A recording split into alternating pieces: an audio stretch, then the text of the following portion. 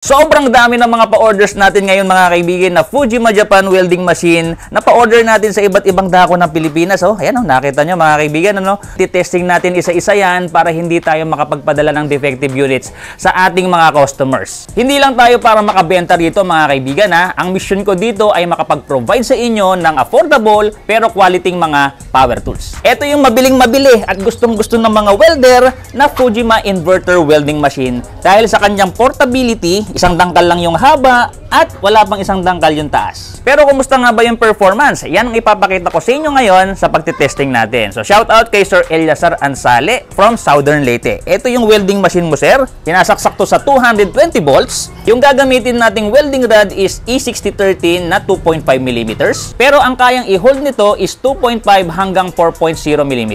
Nandito sa likod yung kanyang power switch at syempre meron siyang blower dito. Yung kanyang amperahe is variable mula sa 30 amperes hanggang 300 amperes. Meron siyang safety features tulad ng current overload protection, overheat protection, at voltage overload protection. So dito niya siya makikita mga kaibigan, may ilaw siya dyan. Pagka mag-e-error, mamumula yung ilaw niyan. At ang maganda rito, yung connections natin dito mga kaibigan, hindi siya easy connect na madaling matanggal, kundi siya po ay de-thread, mas intact po yung connection nito. At dahil nga sa portability nito, kasama na yung strap nito mga kaibigan na pwede mong isabit sa katawan mo or po pwede mong isabit somewhere na malapit sa'yo habang nagwe-welding ka. Meron na tayong face shield na syempre kasama na rin yung dark glass dyan. Steel brush na may pang chipping off dito sa dulo. Meron na tayong welding rod holder na may cable. May welding ground na tayo dyan. At syempre kasama na rin yung cable. So simulan na nating testingin yung kay Sir Eliazar. May nagre-request nga pala na gamitin ko daw itong welding machine sa 40 amperes mga kaibigan. Pero ito nga, ang gamit kong welding rod is 2.5 mm na E630. Ang specified po talaga nito na amperahe na pwede nyong gamitin dito is 60 up to 100 amperes. Pero since request nyo po, 40 amperes, subukan natin to, ano? Okay? Oh, diba? Nag-ano pa rin siya, nag-i-spark pa rin siya kahit sa 40 amperes. Kahit nasa 30 amperes yan mga kaibigan, kaya yan. Pero yun nga, hindi siya specified talaga dyan sa amperahe na yan, no? Kailangan niya 60 hanggang 100 amperes mga kaibigan. So makita ninyo, mahina lang yung ano niyan, spark. Okay? So tingnan natin sa 60 amperes. Ayan, mga 60 amperes mga kaibigan, tingnan natin. Pwede nyo pa siyang pataasan. Ayan, mga 73 amperes. Ayan, so kapaka-pa na lang kayo kung saan talaga yung the best na amperahe yung inyong wini-welding.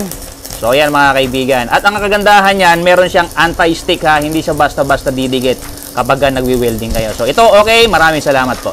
Shoutout sa iyo Sir Ernesto Bantaya from Sampaloc, Manila. Nilagay ko po siya sa 90 amperes. Tingnan natin kung maganda yung spark. At syempre kung gumagana yung welding machine natin. So ito perfect. Maraming salamat po. Shoutout kay Sir Armando Rillo Jr. from Taguig City. So ang gagawin natin mga kaibigan, ipapatong natin itong bakal natin dito sa kahoy. Lagay natin ito sa 70 amperes, then testingin natin sa 2.5 mm na welding rod. Tingnan natin kung maganda pa rin yung pagkaka-welding. Oh. Ayan ha, hindi na nakakapit sa semento yan. Hindi na naka-ground talaga ng totally sa ground. Oh. Ayan. So okay na okay, di ba? Oh. Sabihin nyo naman yung ating welding machine naka-ground din. Sige, ipatong natin sa katawan ko. Ako, nakasapatos ako. Yan. Testingin natin. No. Gumagana ba? So, ganyan kaganda yung welding machine natin, mga kaibigan. O, di ba? Lagay natin sa pinakabababang amperahe. 30 amperes. Naka 30 amperes na. O, tingnan natin. Shoutout sa'yo, Sir Armando, ha. So, testingin natin yung pinakamababang amperahe. O. Gumagana pa rin siya kahit na pinakamahina. O, di ba? Lagay natin sa pinakamataas na amperahe. 300 amperes na. Okay. Testing. Oh. Oh, wala na kayong idadahilan ha. Yung mga nagko-comment dyan na hinahanapan ng butas yung ating welding machine. Ayan, pinapakita ko sa inyo buong buo. Ayan, oh, di ba? Actual mga kaibigan. Perfect na perfect po ito. Maraming salamat Sir Armando Rillo. Shoutout sa iyo Sir Rafael Dacanay from Parañaque. Ito po, nilagay ko siya sa 88 amperes. Tingnan natin kung maganda. O, di ba? Isang dampi pa lang, talaga nag-i-spark na po yung welding machine natin. Ibig sabihin, maganda talaga siya, no? Yan, so perfect po ito. Maraming salamat, Sir Rafael. Sir Christian Bacalan from Santa Rita, Samar. Ito po, nilagay ko sa 85 amperes. Tingnan natin. O, di ba? Perfect! So, napakaganda nitong gawin or gamitin pong pang DIY mga kaibigan. So, kung meron kayong mga sirang webless na bakal sa inyong tahanan, magwe-welding kayo ng trusses, o di ba? Ng gate ninyo, magre-repair kayo. Eto, napaka-perfect po. Shoutout sa iyo, Sir Abraham Mamala from Ilocos Norte. So, eto, nilagay ko po sa 64 amperes. Tingnan natin. Uy. Ayan, okay. Ayan, oh. So, minsan talaga, pagka marumi yung bakal, ganun yung nangyayari, medyo parang nadidelay, no? Pero, once na naka-cope up na po siya doon sa kanyang wini-welding, ayan, oh. Ganda na. So, ito, perfect. Shoutout sa iyo, Yorick Manalang from Batangas. So, ito yung welding machine nyo po. Nilagay ko sa 70 amperes. Tingnan natin kung maganda. Yun, no? O, diba? Lagay natin dito sa pinakamalayo. Ayan. So, perfect po ito. Welding machine mo, umaandar po. Ayan, kung nakita man kayo na parang hindi maganda sa pag-welding ko kasi hindi ako welder, mga kaibigan, ano? Tinetesting lang po natin itong mga welding machine ng mga umorder sa atin para ma-sure natin na hindi defective. So nakita niyo yung beauty ng ginagawa natin, mga kaibigan, ano? Tinetesting natin isa-isa at kaya yung first line na mga tinesting natin, wala tayong na-encounter na problema. So dito na tayo sa second line. So ito yung una natin dito sa second line, Karen Dumondon from Cavite. Ito yung welding machine nyo po. Nilagay ko po siya sa 60 amperes. Testingin natin kung maganda. Okay. Wala. Okay, perfect po mga kaibigan, no? Umaandar, ano? Mukhang natatakpan ko. Kaya, ayos ako dito ng konti. Okay, perfect po. Ma'am Karen Dumondon from General Trias, Cavite. So, ito, perfect. Sir Roberto Tobias, care of Maria Teresa Tobias from Taytay Rizal. Ito, nilagay ko po sa 86 amperes. Tingnan natin kung gumagana. Ayan. So, ang purpose natin dito talaga mapakita sa inyo na gumagana yung welding machine nyo na in-order. At lahat po ng mga products dito, ganyan ang ginagawa natin. Okay?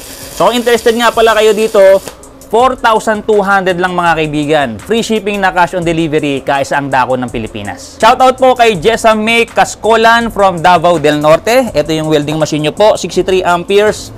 Testingin natin yan. O, diba? Gumagana po lahat. Wala pa po tayo na-encounter na problem as of now. Shoutout sa iyo, Samson Herezo Jr. from Iloilo. Ito yung welding machine nyo po. Nilagay ko sa 80 amperes. Tingnan natin. Okay. So, napakaganda nito mga kaibigan. O, pwede nyo pong pangregalo to sa mga mahal nyo sa buhay. Sa tatay, sa kuya, sa uncle, or kung tita na marunong mag-welding. Hindi kayo mapapahiya mga kaibigan. Ayan, o. Shoutout po sa inyo, Rosalina Tumagoy from Bataan. Ito po yung inyong welding machine. Nilagay ko sa 55 amperes. So, medyo pataasan pa po natin. Mga 63 amperes. Ayan, oh. Ganda niyan, mga kaibigan, no? O, diba? Pwede nyo po talagang pang DIY sa inyo. So, kung meron kayong mga extrang budget, bilhin na po kayo nito para meron kayong pang DIY sa inyong tahanan.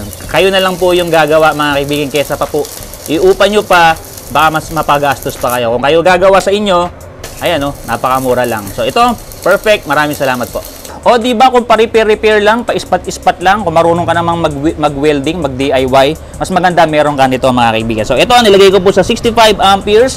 Shout out kay Jerome S. Korea or Korea from Negros Occidental. So ito po, testingin natin. Oh. Napakaganda niya, no? Gumagana talaga perfectly. Shoutout sa iyo, Sir Raymond Arines from Iriga City. So, ito po yung inyong welding machine. Nilagay ko siya sa 300 amperes. Pakita ko po sa inyo kung gaano siya kalakas sa 300 amperes. O, diba? Ang lakas. Grabe. Actually po, pwede siyang pumutol, mga kaibigan, ng bakal. Ito po, sinubukan ko na po siyang putulin. Meron na po tayong video ginawa. Ayan, o. Halos naputol po talaga siya. Last but not the least natin, shoutout kay Sir Edwin Quanico from Makati City. So, ito yung welding machine mo. Nilagay ko po siya sa 85 amperes. Tapos, 2.5 mm na E6013 na welding rod. So, ito, napaka-perfect po. Okay? So, sa lahat po ng mga nag-avail today, maraming salamat po sa inyo. Napakadami nyo pong nagtitiwala dito sa Fujima Japan na welding machine natin. At kung ikaw naman na nanonood, no, pwede po kayong mag-order dito. Ipadala nyo lang po yung inyong complete name, complete address, and telephone number directly dito sa ating Facebook page. 4,200 lang, free shipping na cash on delivery kaisa ang dako ng Pilipinas. Ang courier natin, LBC mga kaibigan, kaya mapagkakatiwalaan din yan.